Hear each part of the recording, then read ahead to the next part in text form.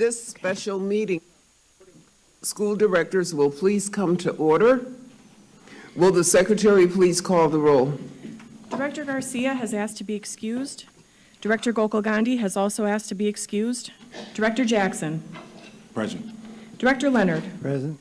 Director O'Halloran. Here. Director Seamson. Present. Director Zombor. Present. And President Herndon. Present.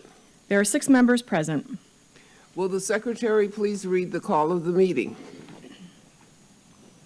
A special meeting of the Milwaukee Board of School Directors is scheduled to take place in the auditorium of the Central Services Building, 5225 West Valete Street, Milwaukee, Wisconsin, for consideration of the items of business listed in the public notice. This meeting will be broadcast on WYMS Radio 88.9 FM or on Time Warner Spectrum Channel 13 and via live stream and the MPS YouTube stream on the MPS website on the broadcast page. As is customary at special board meetings, no public hearing will be given on matters discussed at this meeting.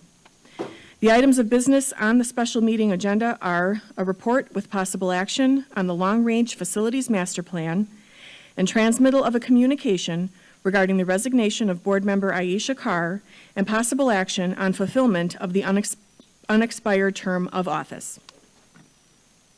The chair will now ask the secretary to lead us in the Pledge of Allegiance. The chair invites any members of the audience who wish to participate to do so and asks that those who do not wish to participate please remain silent during the pledge. I pledge allegiance to the flag of the United States of America and to the republic for which it stands, one nation, under God, indivisible, with liberty and justice for all.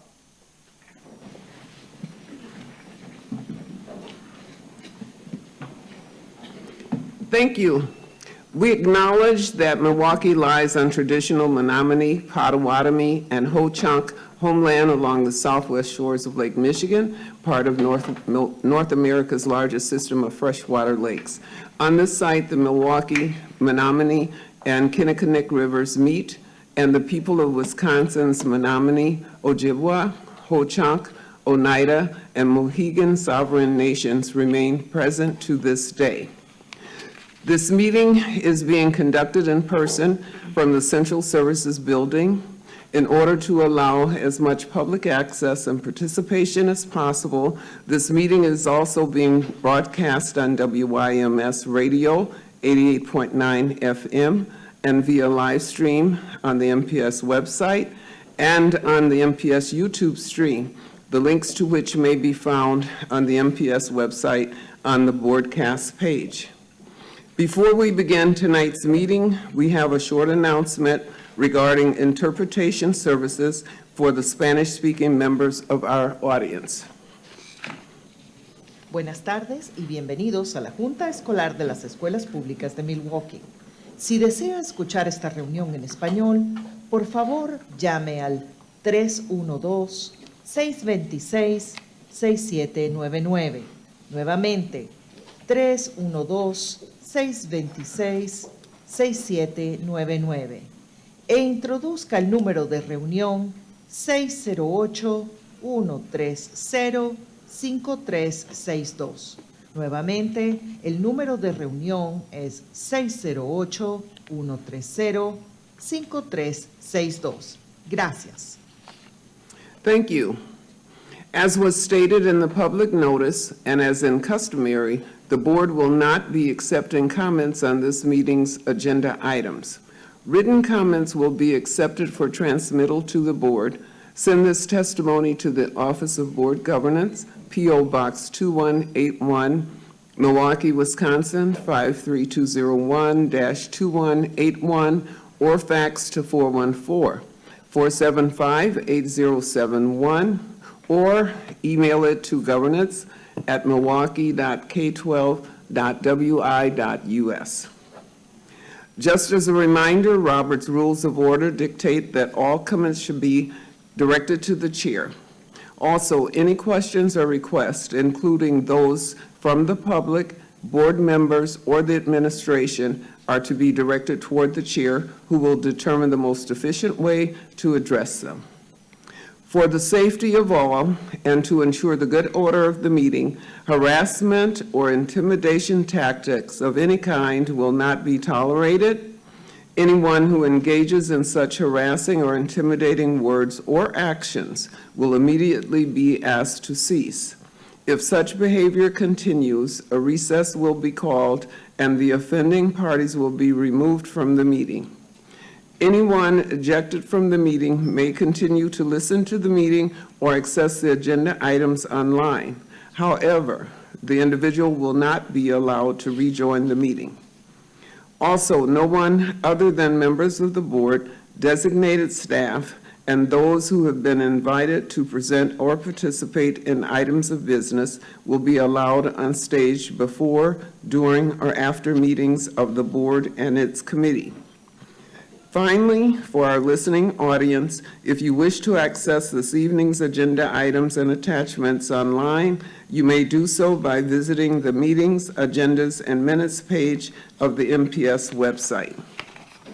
Now let's begin. Madam Secretary, item 1. Item 1 is a report with possible action on the Long Range Facilities Master Plan. This is an informational item. Although it was noticed for possible action, no action is required. Would administration please present this item? Good evening, Madam Chair and members of the board. Keith Posley, Superintendent of Schools. This evening, the administration is prepared to share with you information on progress of our updates on our long-range facilities master plan, as well as how it's aligned with the strategic plan for right-sizing the district.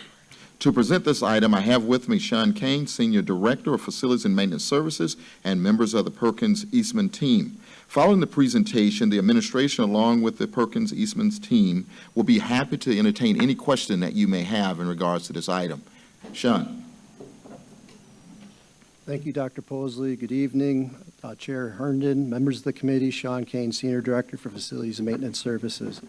Earlier in the calendar year, the Department of Facilities and Maintenance Services advertised for a request for proposal to solicit proposal from consultants to perform services related to the Long-Range Facilities Master Plan. Facilities and Maintenance then recommended the firm, Perkins Eastman, to the board in March to approve the contract.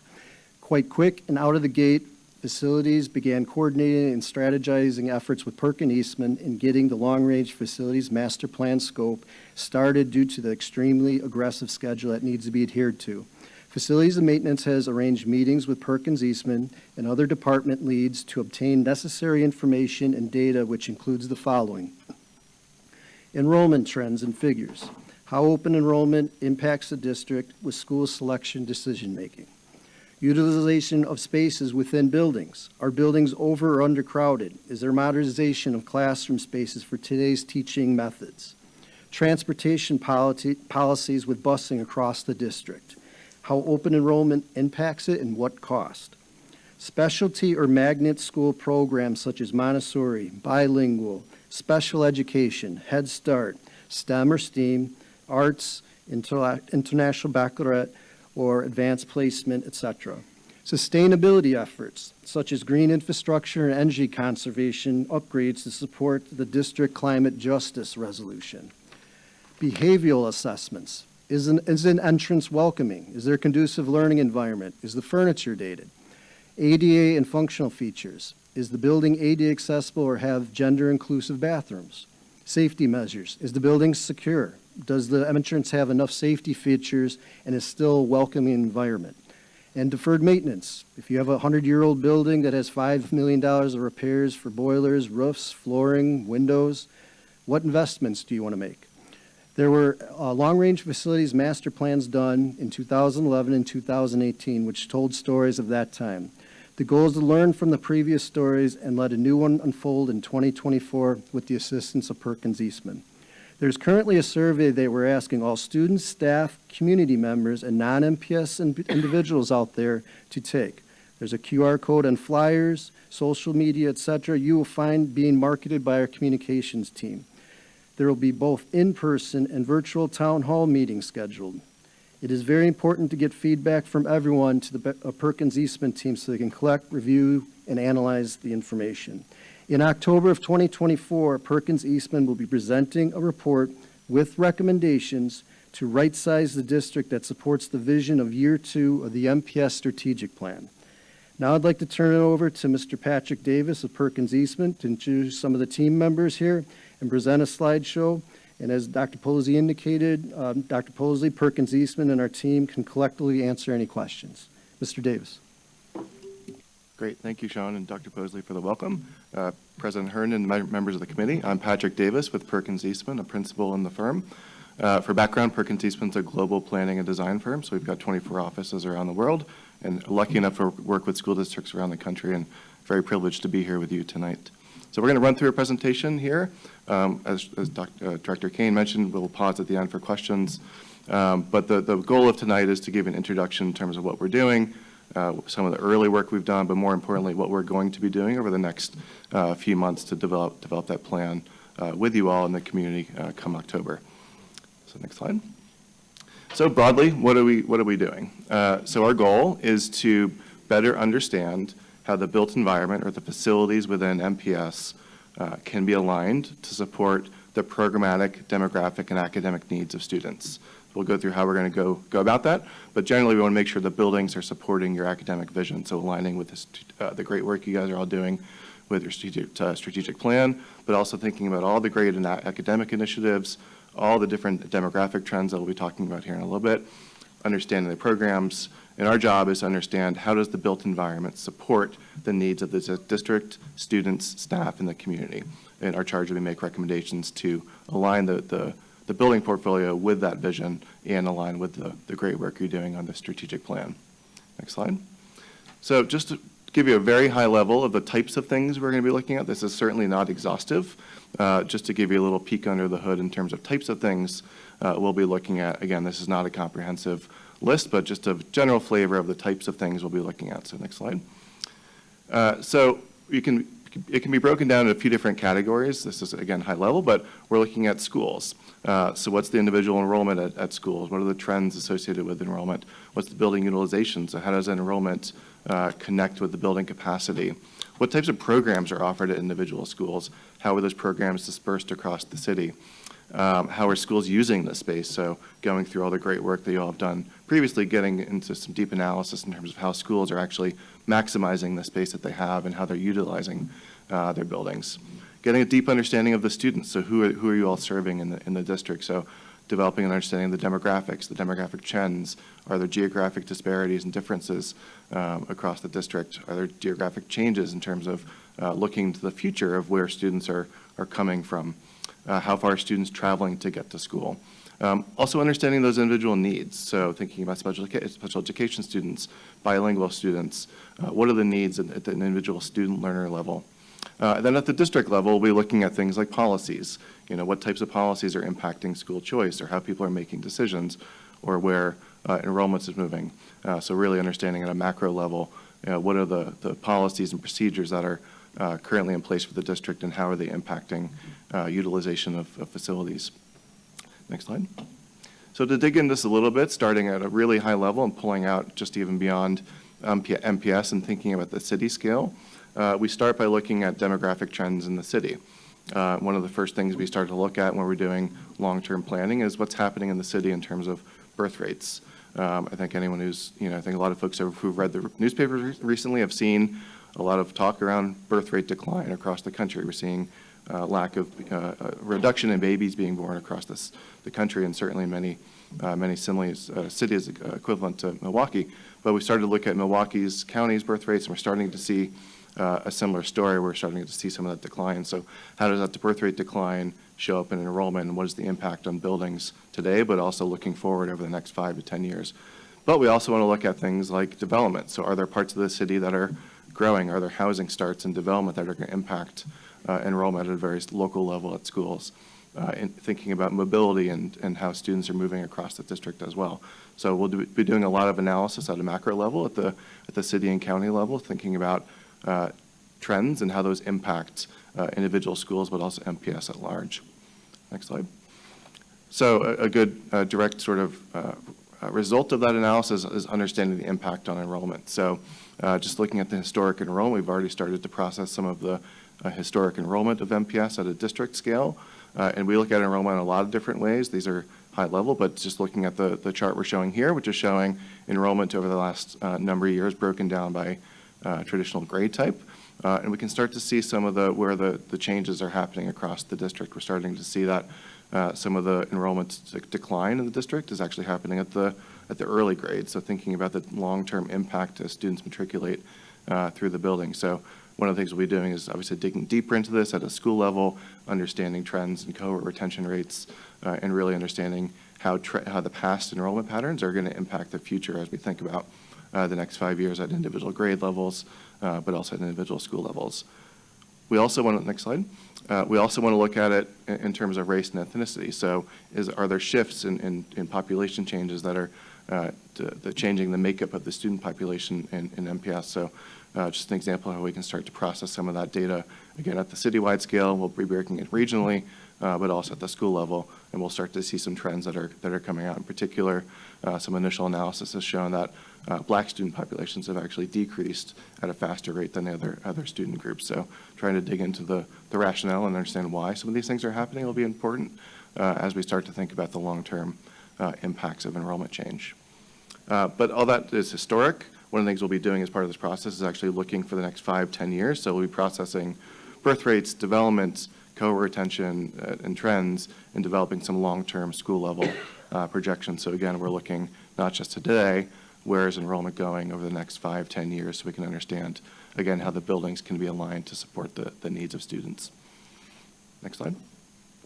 After we do the analysis, this is an example from another district we've been working with, which is Washington, D.C., D.C. Public Schools.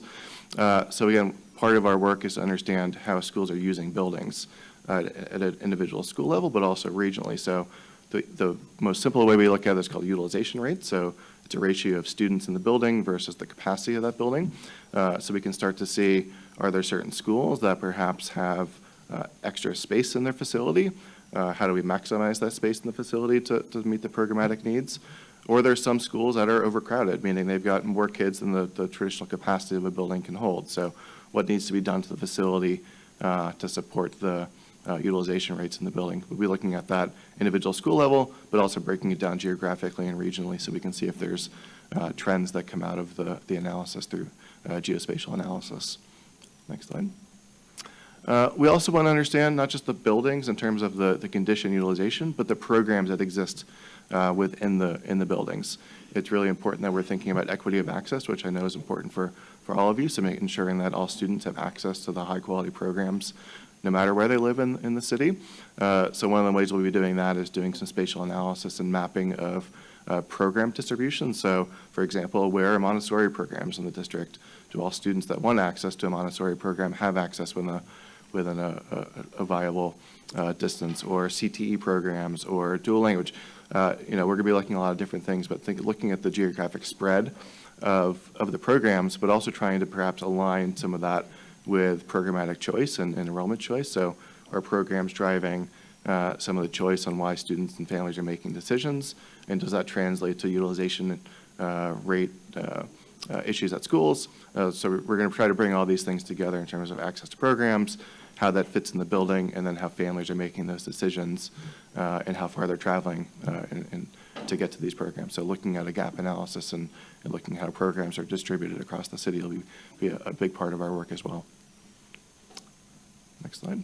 And then broadly, we like to look at things at an individual level, but looking at things spatially allows us to understand trends. So these are just very preliminary maps of enrollment. It's actually not going to work on here, but we've started to create some interactive tools that allow us to play and understand where enrollment is growing, where it's shifting, how that impacts different buildings. We can also understand demographic differences. So are there certain populations that are predominantly serving certain subgroups of students?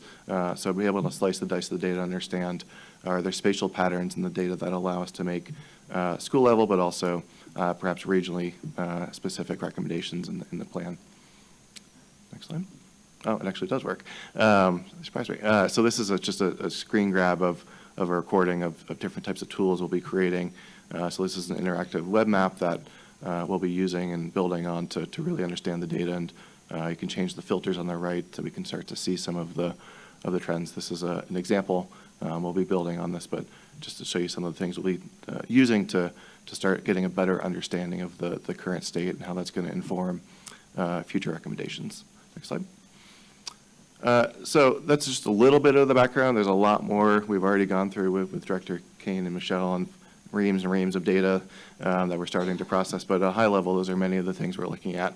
But ultimately, we need to develop a plan, right? Data is good. It needs to, if we just collect a lot of data, it's just going to sit on a shelf and not do anything. So we need to make some informed recommendations, and how does that data and the inputs inform a process where we can make recommendations.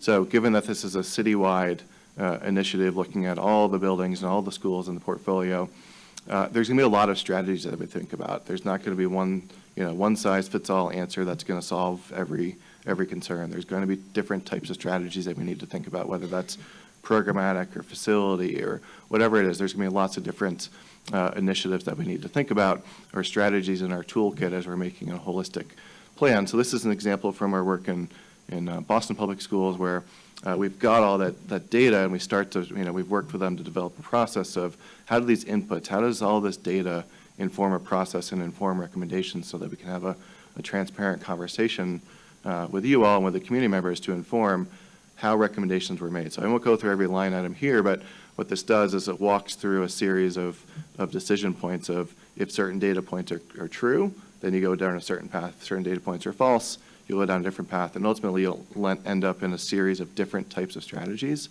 So this is just an example of types of things we can do to develop a framework for decision making, because again, we don't want to just make recommendations in a black box. We want to make sure it's clear and you can understand how the data that we've captured and we're analyzing is informing individual recommendations at a citywide scale, but also in individual schools. So again, this is not to say this is what it will look like for MPS, but just an example of a type of a framework we can and will be creating for the project here. Next slide. But generally, we want to be building off of the great work you've been doing. So that framework is going to be, really building off of all of the work. So this is really in support of the strategic plan, as Dr. Posley and team mentioned. This is meant to be building off of that. This is not a siloed parallel thing. This is building off of the great work and the engagement that's happened around there. So building off of that vision, but also building off of the great work that's happening at the programmatic level. So we've been really excited to see a lot of the visioning work happen at the academic program level. For example, the Montessori master plan is sort of forward-looking plan there. There's other initiatives that we're analyzing, but building off of that great work and that vision for programs. And again, our job is to really understand how the buildings need to be aligned to support that vision. But also partnerships. So, rec centers, for example, is a great partnership in the city. Are there other assets in the community that we need to be thinking about? Schools are anchors in the communities and part of a whole ecosystem. So how do we fit into a broader fabric of the community and think about those partnerships? One of the things I've just been super excited about working with the team is the amount of great work that's already happened and the great work that the team is doing on a daily basis. I'm saying this not just to say this. We are starting this project with more data than we've ever started with, which is great. So we're really building off of the great work that Dr. Kane and Michelle have done over the last number of years. Our job is to analyze that and not repeat things, and really make sure we're leveraging that data to inform our process and make recommendations that are building off of the great work that's already happening in the district.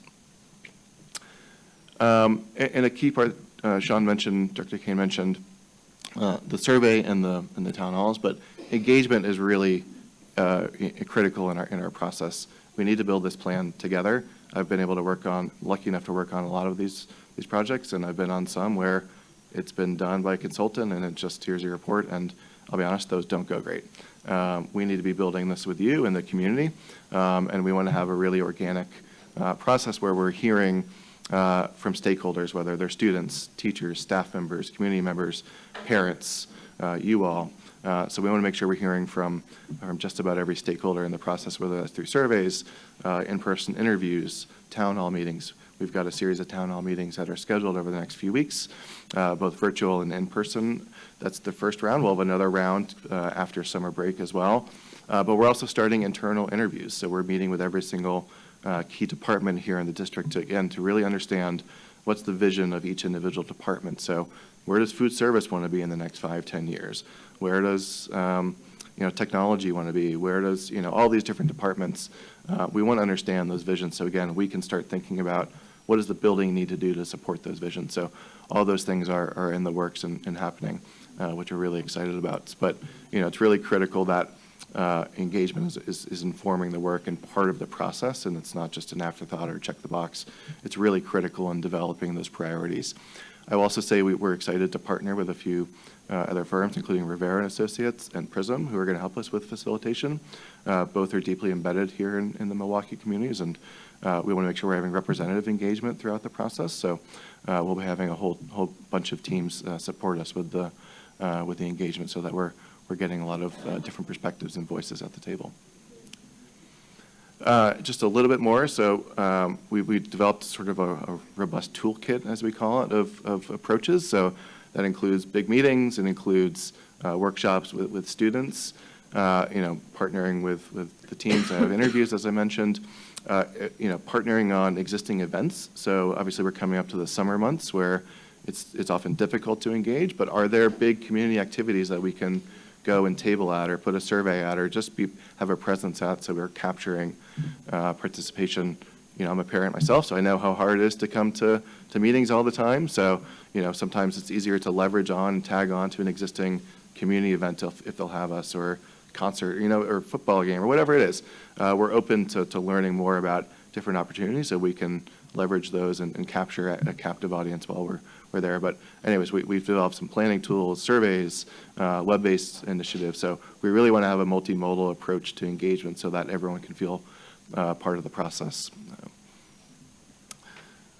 So just a little more on engagement because it is so critical. So this is a very high-level graphic and certainly not all-encompassing, but generally how we're starting to think about engagement on this project, where early on, including these upcoming town hall meetings, we really want to get a better understanding of, and from the community perspective, of defining and exploring how buildings support the vision from different perspectives. So we want to understand what should a school be and how can the buildings support that. So really thinking about the experience of students in buildings, why they're making certain decisions, what's attractive about certain schools, whether it's an after-school program or they love the Spanish class or whatever it is. We want to understand what are the things that are making that families and community members feel are important in the school.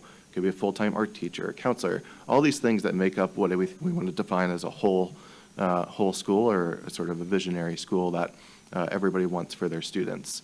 So we're going to go through some engagement both in the survey that's out, but also upcoming town hall meetings to really try to define that experience. That's going to be used as a benchmark. So that vision that we're going to build with the community and you all is going to help define what should the buildings look like. Then that's going to be a benchmark for us to evaluate buildings against. So school, members said they think these things are really important to have in buildings.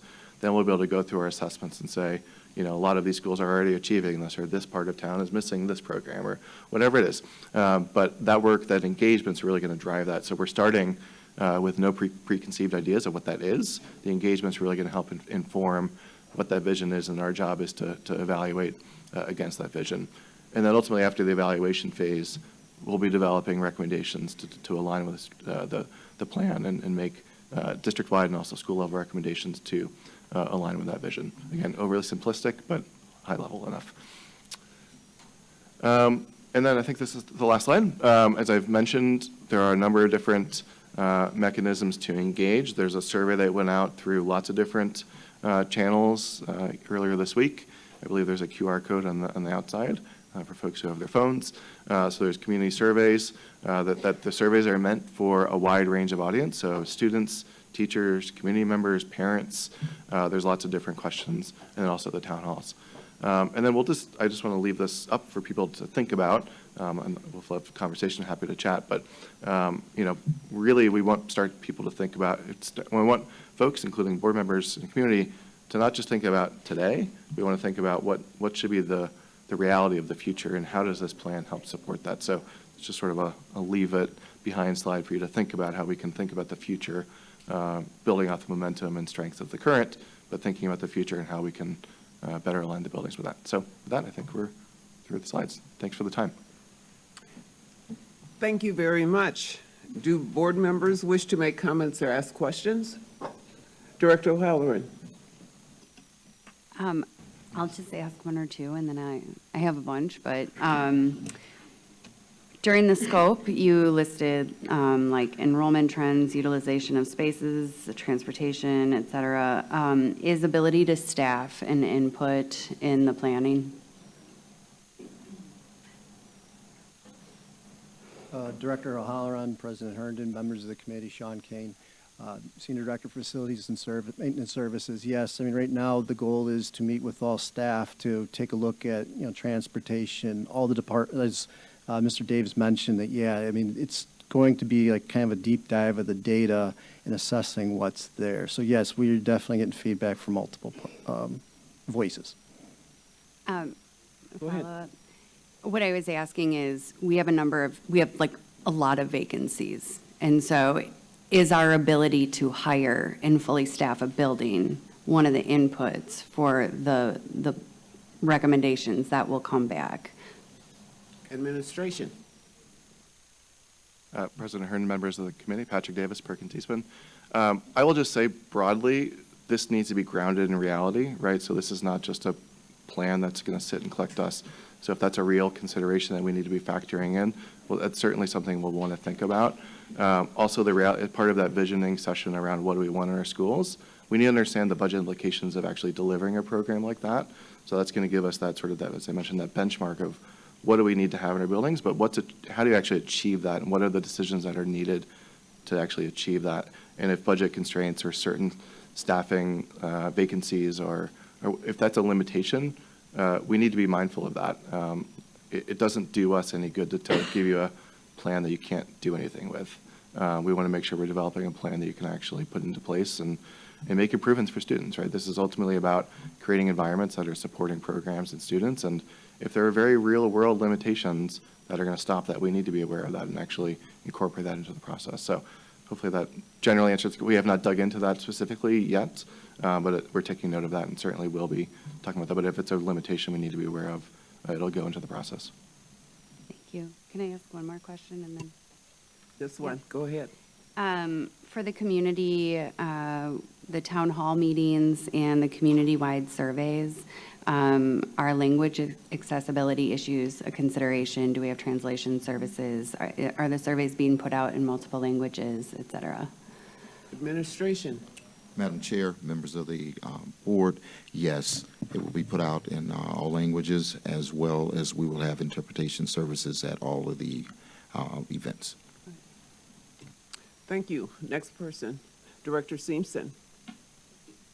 Thank you. Yeah, I also had just a question about the town hall meetings. They're coming up, and for people who are interested in coming or listening tonight, can you explain kind of like the structure of those town hall meetings? What can the public expect when they go to one? Administration. President Herndon, members of the committee, Patrick Davis, Perkins Eastman. So generally, they're going to be very engaging. There's going to be, a very sort of brief introduction into what we're doing, just to lay the foundation. So we'll open with a short presentation, a little bit different than what we're doing here, but just to sort of lay the framework of the types of things we'll be looking at. But the bulk of it will actually be breaking into groups and having some interactive workshop style where we can actually get some very real input. I can't underscore enough how important engagement is. It doesn't do us a lot of good just to go and talk and say, here's what we're doing, then leave. So it's really, the most of the meeting is actually going to be, we're hoping people come, roll their sleeves up, and actually want to provide some real input. They're also regionally based across the city, so that we're getting hopefully some different perspectives if there are geographic differences across the district. So getting very local input is very important to us as well. But generally, there'll be a series of hands-on workshops where we'll have multiple facilitators and rotate different stations across the event, where we're getting lots of different participation from. So most of it's them, community members, talking to us. Obviously, we'll answer as many questions as people have, but the intent is to hear more than to talk. Any follow-up? Director Leonard. So first of all, a couple of technical questions. I'm looking at the birth rates at under 12,000. It says less than 1,000 births per year. So what is the projected trend on that? I mean, that's getting to the place where we're not going to have, I mean, what are we looking at?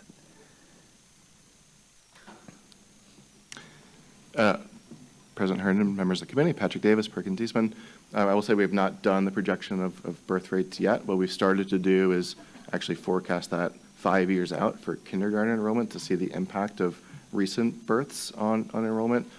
And I think you're getting to the point of it is driving your entry grade enrollment, which I think has historically been, it's the biggest driver that we've seen so far in terms of your enrollment decline over the years, which is, I'll just be honest, it's consistent with what we're seeing across many cities. And we've prepared many similar charts, and it's a similar story where birth rate is driving a lower entry rate both at pre-kindergarten and kindergarten, which then has a downstream impact on enrollment. Obviously, if your entry grade enrollment is smaller, that cohort that progresses through the school, it continues to have sort of downstream impact. So we're still in the early phases of the demographic analysis, but it's not going to level out. I'd imagine at some point it's going to plateau, but it is going to have a very real impact in enrollment over the next 5-10 years.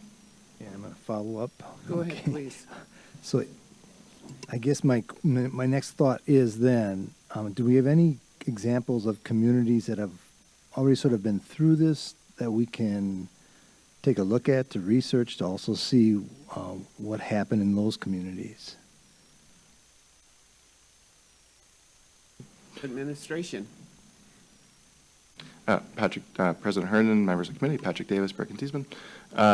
Yes, there's a lot of examples. The first one that comes to mind is Boston Public Schools. Okay. They've been going through a very similar demographic shift, and they've seen similar trends in the district, and they're in the final stages of rolling out a long-term plan, Okay, good. and we're supporting them on that. So I think we're happy to connect members of the Boston team, and obviously with the MPS team, to have a school district to school district conversation. But there's some very similar trends that we're seeing. But as I mentioned, it's also a national trend, and there's been a 22% decline in birth rates across the country. So it's something that's happening a lot. We've been doing a lot of work in California where this is really pronounced. So there's a lot of different examples. So we're happy to connect with as many districts as we can. But people are handling it differently. So we worked in DC where they approached it one way. Boston's thinking about a different approach. Happy to go in specifics, but it's really trying to understand where you all want to go. There's a lot of different strategies that can be deployed. So it's going to be up to developing sort of the vision that works for you all and sort of guiding principles that are going to help shape this project. There's not a silver bullet answer that's going to solve everything, right? It's going to be a lot of different strategies that we need to think about and understand the impacts. Part of this is what I would call an impact analysis. So, if we make certain recommendations, what are the positive elements of that? What are the trade-offs that we need to think about? I'll just be honest, there probably are some difficult conversations we need to be thinking about in the future, but ultimately understanding your priorities and vision for the district will help inform which strategies make sense for us to make recommendations on. Are there any more questions? Director Jackson. Yes. My question is more specific. So for a school in my district, Rufus King, and I was guilty of it as well. I didn't pay more attention to Rufus King as far as their construction needs. One being because we know they perform academically great and produce a lot of great athletes, but they do not have an adequate sports facility. A lot of their training is literally running through the school up and down the stairs. So, and I know one of the town hall meetings is at Rufus King as well. So I'm asking if we can do a walkthrough so that you can get an analysis done to see not just what's the improvements that's needed in the school, but more specifically to put in a plan to create a sports facility or field house, similar, if not similar, but in the nature of South Division. Field house looks great. For those who haven't visited, it looks good, but we need something like that at Rufus King. It's been needed for years, and that is one thing that I want to also implement here at Rufus King. So if we can do that walkthrough the day of. Administration.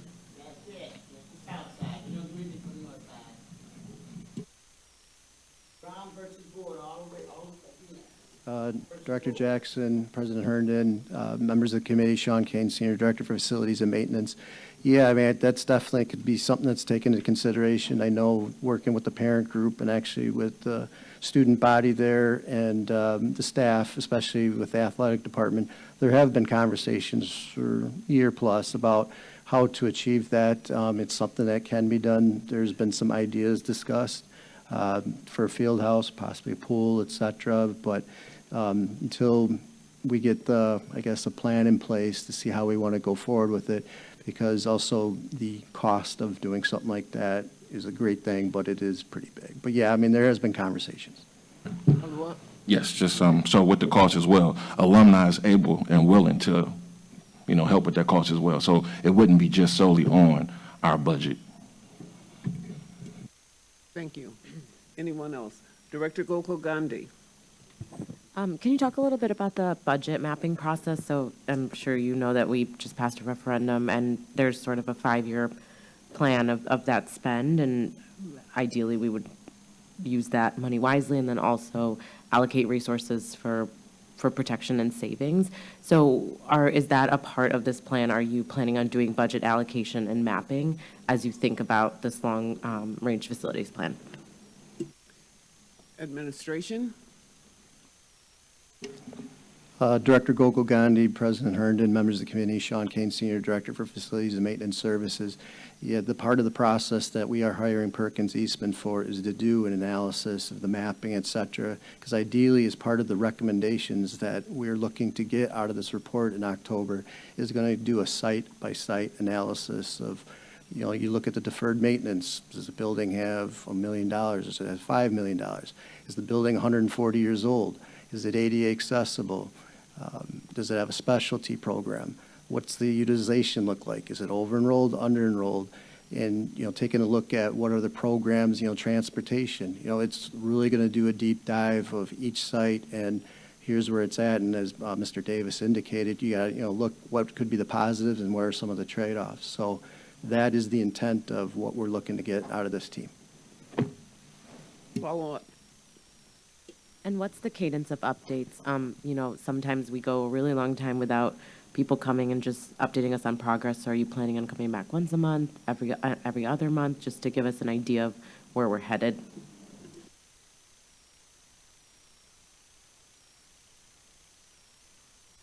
Administration. Madam Chair, members of the committee, members of the board, one of the things that we're looking at doing is we have some phased-in approaches. The idea of looking at what we could come back to the board after we have gathered the surveys and the community listening sessions and give an update there.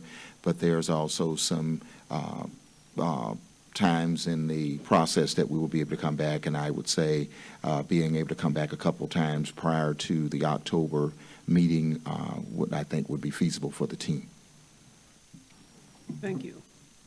Next person. Director Zomber. Thank you, President Herndon. Just a couple quick questions. You mentioned one of the organizations was PRISM. What was the name of the other organization? Director, President Herndon, members of the committee, Patrick Davis, Perkins Eastman, Rivera and Associates is a communications firm. And then my other question is, are you going to be looking at, this isn't the district's first time doing a facilities plan or studies. Will you be looking at previous plans that were implemented, kind of like the enrollment trends based on decisions? What mistakes did we make that we can learn from? Also looking at how certain decisions maybe impacted enrollment trends and census in neighboring communities. Is that something you'd be looking at? Administration. Director, President Herndon, members of the committee, Patrick Davis, Perkins Eastman. Yes, we've actually already started to do that. It's part of our process. There's, like I mentioned, a lot of great work that's already been done, so learning from that is critical. So both the impacts of recommendations, what actually got implemented, sometimes these things don't get implemented, so understanding the impacts of those is certainly part of our work. Follow up? Okay. Madam Secretary, I'd like to pass the gavel to Vice President. President Herndon? Thank you very much. My question relates to the buildings because there's been so much talk about right-sizing the district, which is a type of code word for closed buildings. So I want to know how your research and your data is going to present that side of the fence. In other words, is that one of the lenses you'll be using in your assessments as to, what buildings you would recommend to be shut down or remodeled? Administration. Go President ahead, Herndon, please. Members of the board, Patrick Davis, Perkins Eastman. Yes, if I understood your question correctly, building condition is a critical part of this. So, as I mentioned, one of the things we're going to be doing is when we're making recommendations, it's understanding impact. So if there's a recommendation we're making that is happening in a building that is aged and perhaps needs some work, maybe it's not ADA compliant, we're able to support that program. There's a cost associated with that. So does that cost outweigh the benefit of programmatic decision? Or if there's two different buildings we're looking at for certain things, how does building condition sort of influence which building we're looking at in terms of whatever the recommendation is? So yes, it's a critical part of this work. So it's just the condition, but also the ability to support program and teaching and learning. So the condition is looking at the bricks and mortar systems and roof and structure. It's also important to think about the ability to support a modern teaching and learning environment. So for example, a building that was built in 1950 or 1960 or 1920, the buildings were built in a different era that doesn't necessarily align with how we're thinking about teaching and learning now. So we want to look at things like room sizes as well. So it's not just, is the roof in good condition, but also does that building support the programs that need to be in there? Can you have dynamic classrooms in the environment? Or is it based on a lecture style that is quite frankly antiquated? So thinking about condition in a lot of different ways is critical in our process. President Herndon. Yes, my next question would be this. Most of our buildings are within or between 75 to 100 years old, or even slightly more. That being the case, the likelihood of our having an inordinate number of schools that would fail, say, the technology test, for example, or having an elevator, or not having the ability without a huge cost to put air conditioning in, which has become an issue as of late greatly, the lack of air conditioning. So if that were the case, and that is going to be the case, to be honest, then is there a median that you may be looking at to say, well, okay, Milwaukee Public Schools, you've got approximately 70, 75 buildings that are, I would recommend that you consider closing or demolishing or whatever the case may be. But that would have such a huge negative impact on the district. Would you be also having an alternative suggestion so that perhaps maybe 20 of 30 of those buildings rather than the 50 to 75? Does that seem like something you may be looking at as well? Administration. President Herndon, members of the committee, Patrick Davis, Perkins Eastman. Yes, as I mentioned earlier, this has to be a plan you can actually achieve and implement, right? As I mentioned, it doesn't do us any good to say, go do this, and you can't do any of it because it's so cost prohibitive or it's going to have a huge negative impact on enrollment.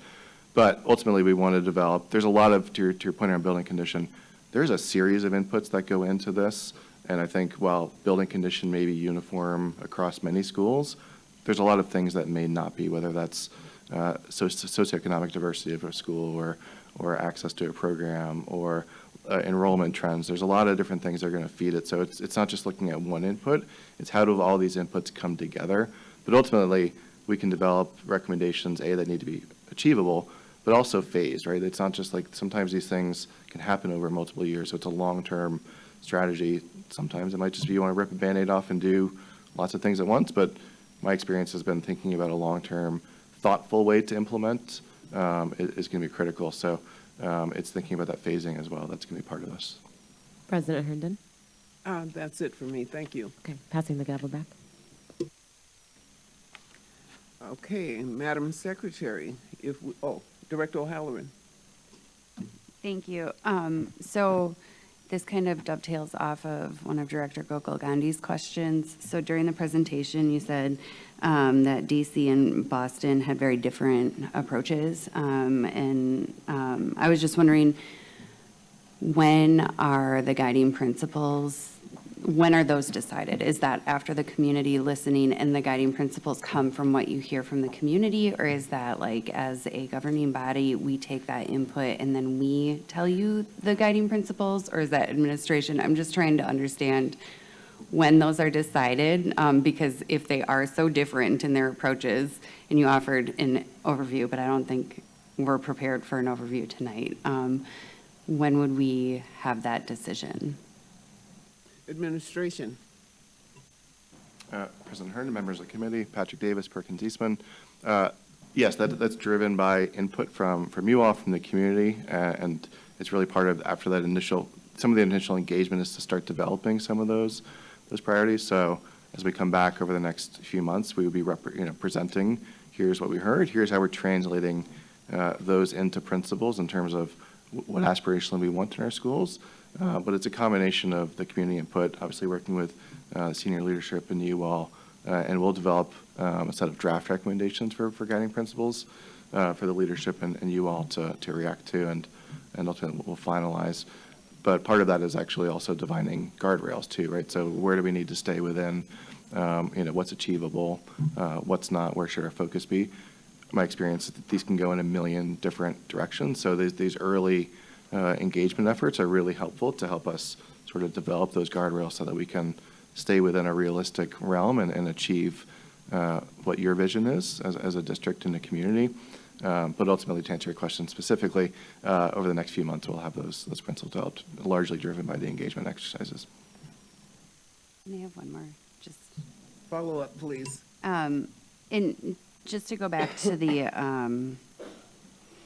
long range, just like visioning, I did want to make a note that the mayor has a 1 million, Milwaukee resident plan, and obviously we're not going to get there in the next couple of years, but they are making changes to zoning laws to make it easier to build housing. So I was wondering if that is on your radar as an input as well, so that if your recommendations come back and you say, well, we project in the next few years you'll have X amount of students, can we also build in flexibility that, say everything comes together and we do achieve that 1 million, like, can we have a pathway to increase rather than just contract?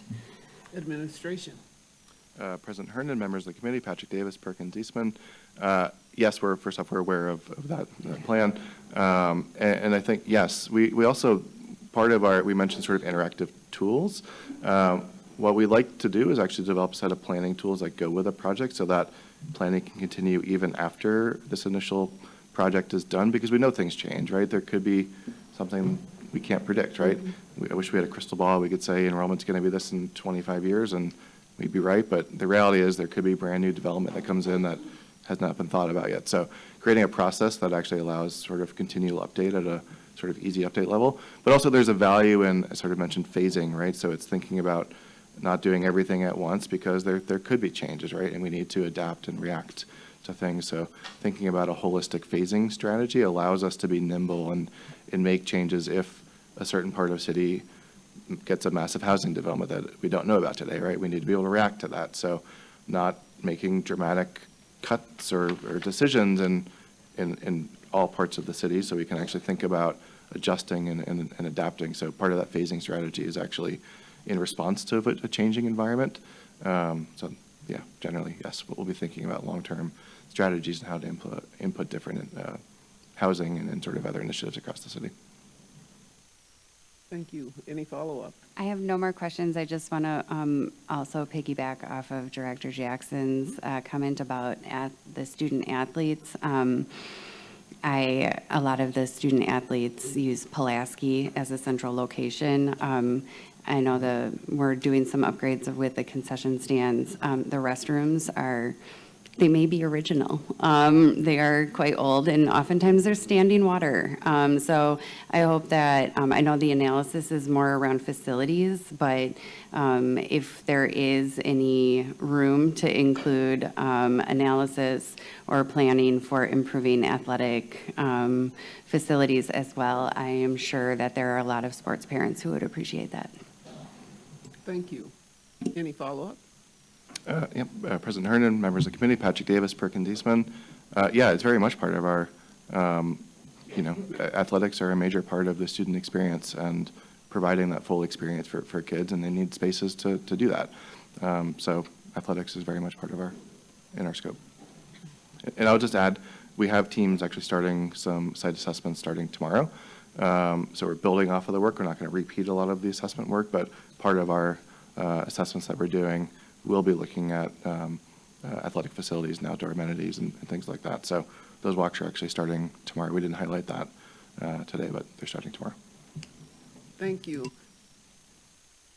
No more questions. I'd like to add, I have a request of administration. If you could share with our audience right now, our listening audience, what the plans are for these listening sessions and town hall meetings as it relates to this.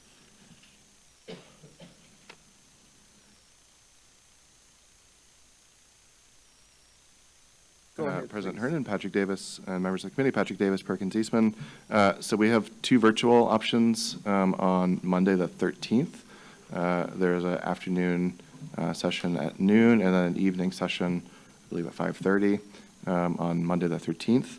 On the 15th, at the James Madison Academic Campus, JMAC, there's an in-person town hall from 5:30 to 7 on the 15th, so next Wednesday. On the 20th, there's a meeting at Hamilton High School from 5:30 to 7, another in-person meeting. On the 21st, there's a meeting from 5:30 to 7 at Bayview High School, obviously in person. On the 22nd, King High School from 5:30 to 7. We're happy to have a team member walk. And then I mentioned the virtual meeting. So those are the upcoming in-person and virtual options. Thank you very much. I hope everybody took note of those dates and times, and it's also on our portal as well, and make sure you attend. Thank you. Madam Secretary, next item, please.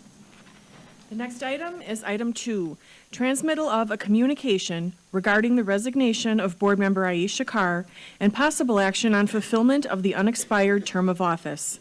The recommendation is that the board determine how it wishes to proceed. Would the Office of Board Governance please present this item? Thank you, Madam President. On May 1st, 2024, Director Aisha Carr submitted a letter of resignation to be effective immediately. Board Rule 1.22, fulfillment of unexpired term, states that a vacancy on the board shall be filled only by special election ordered by the board. The board shall follow the procedures under Section 8.50 of Wisconsin statutes so far as applicable. I have with me Mr. Jordan Shuttle, Assistant City Attorney, to provide you with legal guidance on this matter. Go ahead, Attorney Shuttle.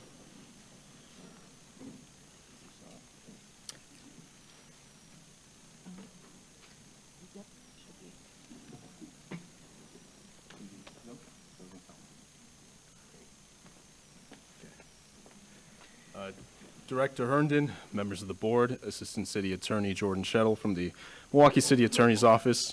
As the board clerk just mentioned, former board member Director Carr resigned as of May 1st. Pursuant to Wisconsin Statute 119.08 subsection 4 and Wisconsin Statute 17.26 1GB, the board, upon a vacancy, is to call a special election. We are asking the board to consider calling a special election now in order to be concurrent with the city's current fall election. That means if the board were to order a special election tonight, paperwork would be able to be collected as of the order. That paperwork would be due to the City Elections Commission as of June 1st. If a primary is needed, that primary would take place on August 13th, and with the general election occurring on November 5th. Thank you very much. Do board members wish to make comments or ask questions regarding this item? I do have a question. That's I'm gonna throw the number out there. So that's 400 signatures that they need to get to be on that election. President Herndon, members of the board, I believe that's the number. I don't know offhand, but I can look into that. But the city elections commissioner would be able to answer that if anyone had any questions as well. Okay. Any board members wish to speak or ask questions on this item? Director Jackson? Yeah. So roughly after that election, the person, whomever it may be, will only be here for what, 6 months? Not even. Yeah, okay. It doesn't make sense to have another person, but I'll listen. Thank you. Attorney Shettle, did you wish to respond to anything? Sure. President Herndon, members of the board. So yes, this person would serve the remainder of former Director Carr's term, which I believe is up in April of 2025. The election for that seat would occur on April 1st, 2025. Regarding, calling the special election, the statute is not incredibly clear, but it does say the board shall order a special election. It doesn't say the timeline that you have to request that order, but really I would recommend that we try to do this now rather than waiting. Again, if we wait beyond May 13th to call this special election, it would not fall in line with the city's fall election calendar, meaning we would have costs associated with holding a special election. So I know that person would only be here for a few months if they were to fulfill that term, but the statute does call on this body to, at the very least, order a special election. Thank you.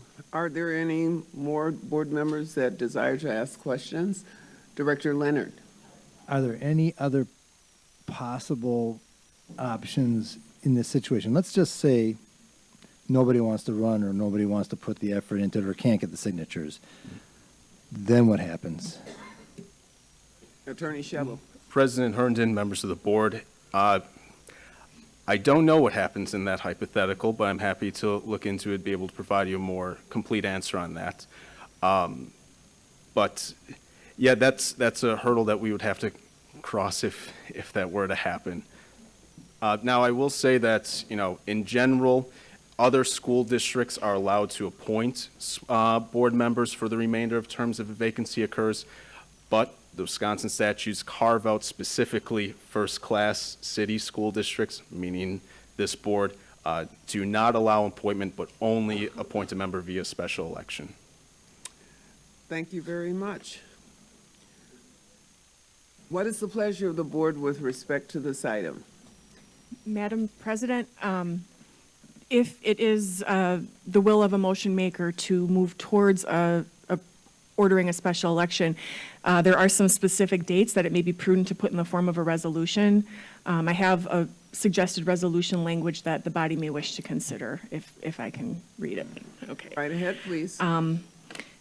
So whereas by the resignation of former school board member Aisha Carr, the seat of school board member District 4, Milwaukee Board of School Directors became vacant May 1st, 2024. Now therefore be it resolved that pursuant to Section 8.50 Wisconsin statutes, the Election Commission is ordered to hold a special election on November 5th, 2024 to fill the vacant seat of school board member District 4, Milwaukee Board of School Directors.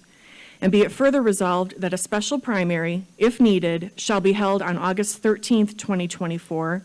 And be it further resolved that the earliest date for circulating nomination papers for the special election shall be no sooner than the date of this order.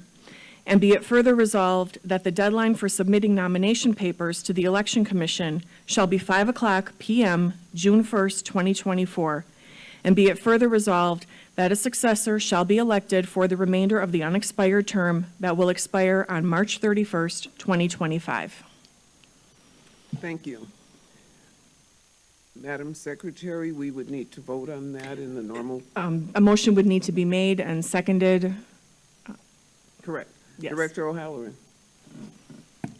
I move approval of the resolution as read into record by Office of Board Governance Clerk Koala.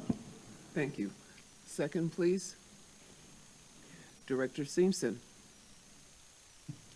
I'll second that motion. Madam Secretary, please call the roll. On the motion by Director O'Halloran to approve the previously read resolution relative to ordering a special election to be held on November 5th, 2024, to fill the remaining unexpired term of School Board Member District 4, Milwaukee Board of School Directors. Director Gokul Gandhi. Aye. Director Jackson. No. Director Leonard. Aye. Director O'Halloran. Aye. Director Simpson. Aye. Director Zambor. Aye. And President Herndon. Aye. That's 6 ayes, 1 no, the motion passes. Thank you. Madam Secretary, are there any other items on tonight's agenda? Madam Chair, that was the last item on this meeting's agenda. Thank you. As a reminder, a meeting of the Strategic Planning and Budget Committee will begin after we take a short break. The special meeting of the board is now adjourned.